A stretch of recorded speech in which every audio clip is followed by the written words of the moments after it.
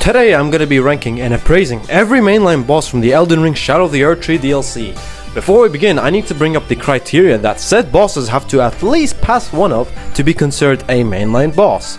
So in order for a boss to be considered mainline, they have to be either have a remembrance, or is part of the story, i.e. they need to be defeated to progress the DLC.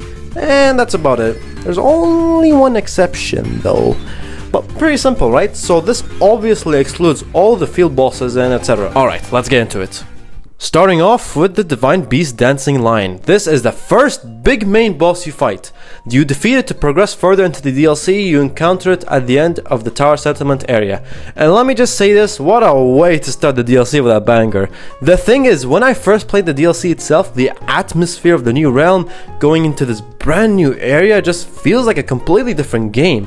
And how this boss gets introduced with its dreaded appearance, and the music, it does everything so well to give the player an exact grasp of what they're getting into and how the DLC will act out. Yes, the boss can get annoying, but it's masterable. It has some sweeping attacks and very repetitive combos, so over time it's very easy to remember the flowcharts this thing puts out. In the second phase though is where shit gets really crazy. It begins to cycle through different elements, that be it thunder, ice and wind. It does mostly the same attacks but with enhancements of course. I'll keep it short. Overall this boss deserves to go in awesome tier. Not quite at the top because I'll tell you one thing, we have some undeniable masterpieces later on. Next up is Rellana Twin Moon Knight. This boss took me a hot minute to beat. Was difficult, but then at some point it just clicked when with the parry master that I am. I mean, I can do a hitless run with this thing. All of her attacks are muscle memory to me, which brings me to my point. She is extremely masterable, which is good. She is a remembrance boss that blocks your path to the Scadutree, which holds a couple of big name bosses you'll see later. Although she really isn't required, you can go around the cliffs through a spirit stream jump and you'll be there, but I mean that's where most players end up, is fighting this boss which directly leads to the new area. And her first phase, pretty simple, is a humanoid knight enemy that swings with two swords and can sweep magic at you. In her second phase though, engulfs her twin blades with magic and fire, so you can't be blocking that shit no more. Same attacks, but now they are enhanced and she has some even longer combos and magic attacks. Has an alright theme song, not the best, but is on par for the theme of the boss, so I respect it. Goes out great. Genuinely enjoyed doing this one. Not much to say about it if I gotta be honest. Up next we have Commander Gaius. Ugh, did we really need another commander fight? I mean, Commander Niall gave me enough PTSD and now this? I mean, at least he doesn't summon two bussin' knights. Yes, I call him that. All he does is bust on you. Pause. So, he wields gravity, can explode, shoots gravity shits at you and that also explodes. He can also start jumping in the sky and then charges down. His piggy can do some attacks to like ramming into you, slams its head sideways, giving like a slap, and then only then can he release like a giant black hole that pulls you and explodes. So yeah, ultimately a gravity oriented boss, which personally I always find interesting, honestly. Music is fine, but this boss just didn't do all that much for me personally. I'm sorry, look, I'm still putting it at great, it's just not for me personally. Next up is the Golden Hippopotamus. It ain't nothing golden about you. You fight him at the foot of the Shadowkeep area, well, blocks your path. Well, what can I say? He's a big ass hippo, charges at you and slams its head. I mean, that's it. And then he goes into the second phases where he actually is quote unquote golden and he shoots spikes everywhere as a crucible aspect and does cartwheels. Ultimately, it's very repetitive, boring, but fits in well, I guess. So it's just alright.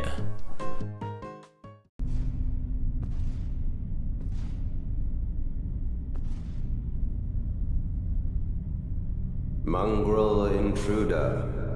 And next up, it's none other than Messmer the Impaler. Yep, y'all know it, it's the dude on the cover.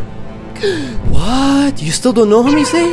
Well, you find him in the tippy top of the Shadowkeep area in the castle, through a little door into this big dark room, his chamber. Oh, what a boss this is. I'd let him impale me anytime. Pause, sorry.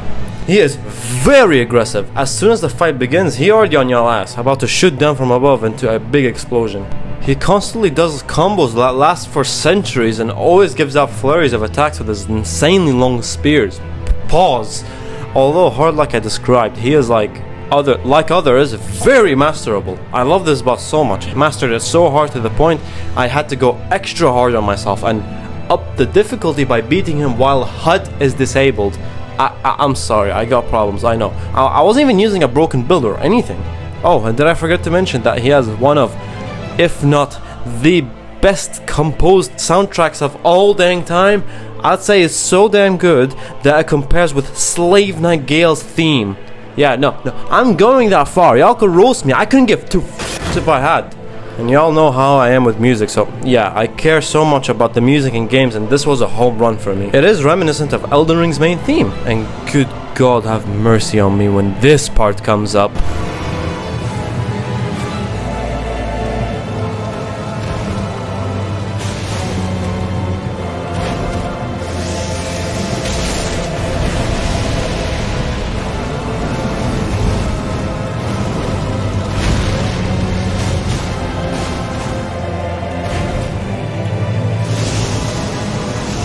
Do y'all get it now? Sorry, I'm talking about the music too much, even though this is the ranking of the boss, and I just like it too much. Let's get back to the boss. Shit. Alright, so then he enters his second phase, takes some of his clothes off. I see you. And yeah, he has no eyes now. Oh, what's that? He became a gigantic serpent that's now out to get me? Yes, you heard that right. Enhancement on a lot of his attacks, but now he charges at you, morphed into a giant snake for a moment, once or thrice, and at some point just goes hog wild on it. Oh, he lost it. I love my job. It's just that attack I seem to never get, but otherwise it's masterable. Has an immaculate soundtrack, astounding boss design. I mean, what more can you want? Just look at him, man. I see what that looked. Ow! Messmer belongs to masterpieces, as should be. We have now Metyr, Mother of Fingers. Am I saying that right? You can find this in the finger runes of Mir using the whole Aladdin necklace that you get from County Mir. Ring the bells in the finger runes of Deo. Don't know if I'm saying that right. And also in the finger runes of Raya, whatever if that is. Yep. That's a lot of fingers. Elden Ring sure has a lot to do with fingers. It's weird, I know, but well, here it is. It's a really freaky looking boss, but yeah, she swings all her arms and head around, sprays fingers at you. Ugh. She can keep slamming the ground, having a tantrum, and shoots big laser beams. Because every boss wants to be like Metyr nowadays. Hey, Metyr is just that goated. It's a cool boss, nice concept, it's an alright fight. I'll give her credit for being like the source of all these damn fingers. I mean, she's the mother of fingers, quite literally. I always questioned what the f is up with all these damn fingers, but now we have our answer. Well, sort of, not really. It's going on top of alright. It's going on top of alright. We have now Romina Sain of the Bud, aka Rip of Keelag from Dark Souls 1. But hey, look, so you find her in the end of the ancient ruins of Ra area.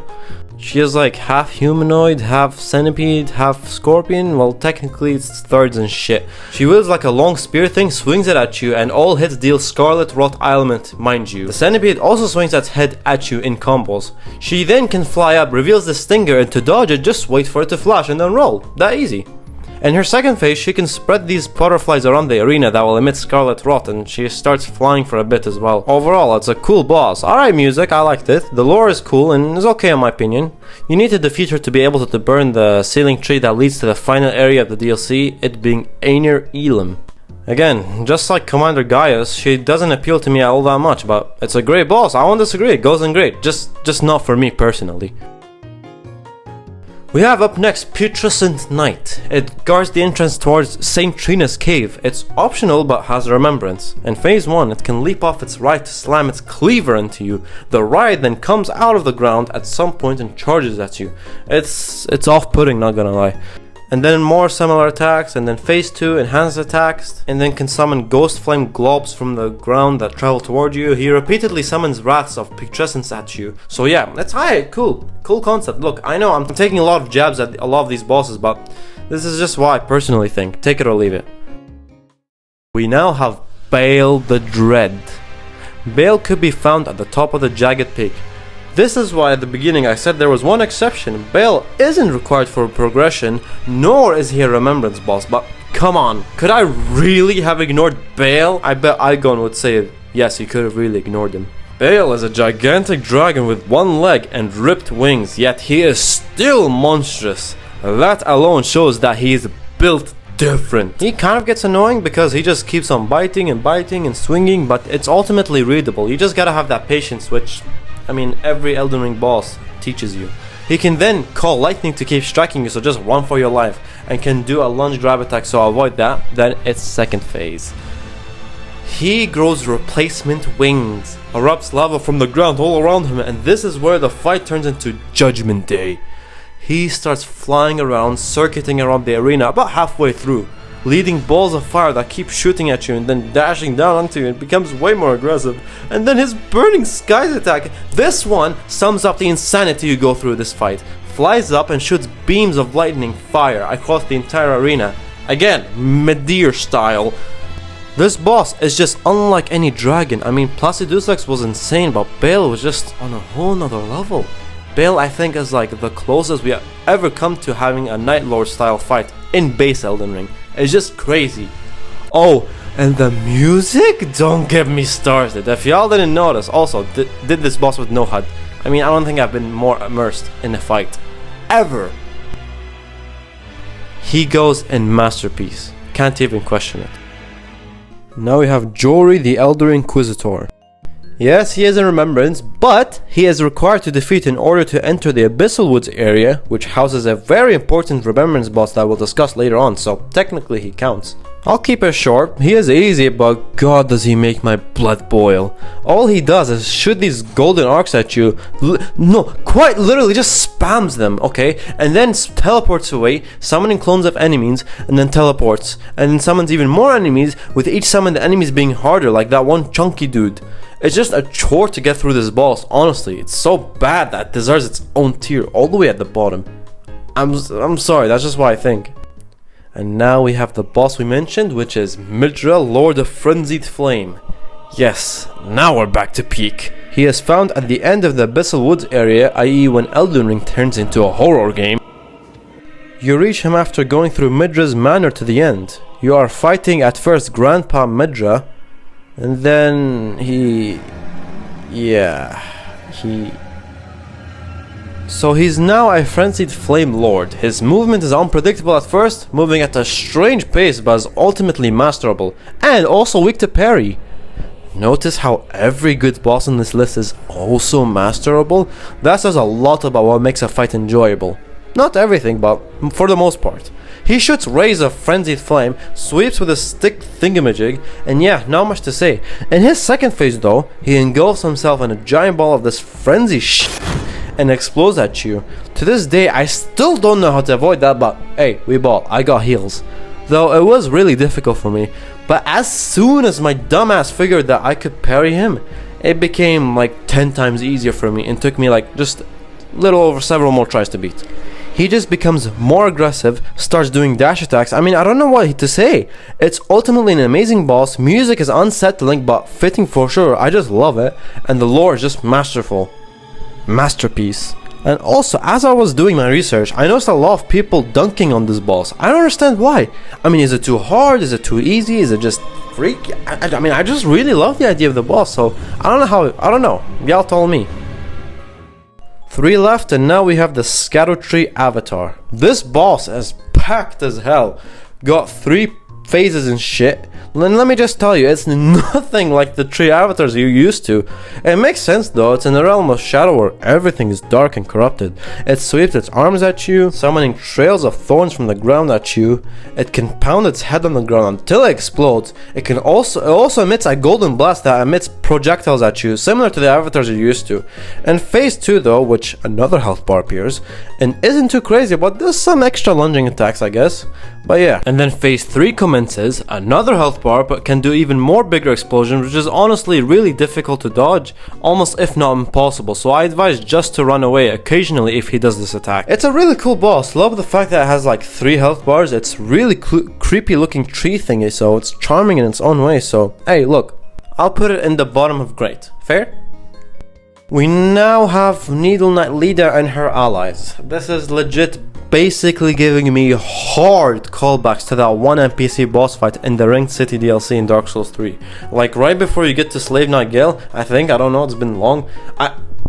Tell me I'm going crazy. Are y'all not saying that they ain't the same It's like a photocopy, but anyway, I in fact did not enjoy that fight in the Ringed City, so naturally I will not be too fond of this one either. it's just an NPC gang fight. I won't say much. The music is cool, the dialogue is nice. That one dude that started speaking low-key got me jumping out of my chair thinking Gideon Ofnir is somehow back, but nope. They just sound eerily similar, I guess. So that was disappointing, but yeah. Going in, I. But yeah, notice how there's no bad except for... I forgot his name. Shit, he's just so forgettable. Inquisitor, whatever his name is. Well, it's because Elden Ring has set a standard where even the bosses on the lowest of tiers are still amazing for what they are. And now, the moment everyone's been waiting for. If you made it this far, you're a real one. It would be appreciated if you could hit that subscribe button for more tier lists like this. I'll be waiting. I'll return, so that he may be my consort. The boss that sits at the top of Enyrilum in the Divine Arena at the tippy top of the Land of Shadow. The boss that concludes your journey in the Shadow of the Erdtree DLC. Promised Consort Radahn. He stands at the top waiting for a warrior worthy enough to handle his arsenal of might. And that warrior is you, my boy. He picks up his twin colossal swords and charges ahead at you with his gravitational energy. He is by far, and I say this with confidence and think that everyone could agree, the most difficult boss that Almighty FromSoftware has put out. The amount of pain you have to go through with this boss is immeasurable. Yes, he is harder than Malenia. Yes, he's more difficult than Orphan of Cause. And I'm not counting the Night Lords from Night Rain. He consists of many heavy slashes with his gigantic swords and is, again, despite being the hardest, is still masterable. He can bring meteors down, can use attacks reminiscent of Mog's blood attacks. Because I guess this dude is like Mog's, memory of Radahn. Hence, you already fought Radahn back in Kayla. It's like, bitch, what you doing here? You now got logs. Where Leonard at? But yes, you're basically fighting Radahn at his prime. Quite literally. He has a gigantic health pool. About 40 thick... Shit! About 46,000 HP and a good full combo of a colossal sword with max stats for you realistically does like 1 to 3,000 damage. A full combo, yeah. Let that sink in. Let that marinate in your noodle for a brief moment. At about a third of his health gone, enters second phase where shit really goes downhill. Miquella comes out of nowhere and then holds on to him, so now it's like Lothric. He utilizes a holy moveset now. Can move at light speed, summons trails of fake clones of him using light, and every attack he does now with his sword emits trails of light that follows and hurts you. He can do a big ass wombo combo that's great. And then about another third of his health gone, it's basically third phase, but yeah. He charges up into the sky and becomes silent. Feels familiar? Instead of just charging down visibly, you see a glint in the sky and a boom! And charges down at, without exaggeration, light speed. I've seen somebody just like run away and completely avoids the attack, but at the time I legit just dodged it in my playthrough. And yes, I happen to be one of the few people who defeated pre-nerf Radahn, and I'm quite proud of that one. It wasn't really a nerf, it was just patching out durations of attacks that were like quite literally impossible to dodge, so it's more of a quality of life, I guess. But yeah.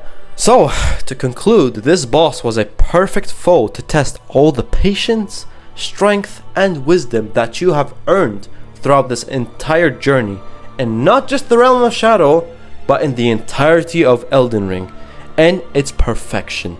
Some may say it's too hard, but like every other FromSoft enthusiast, get good. Enjoy it, it's doable, and I don't know how y'all can complain when fighting a boss.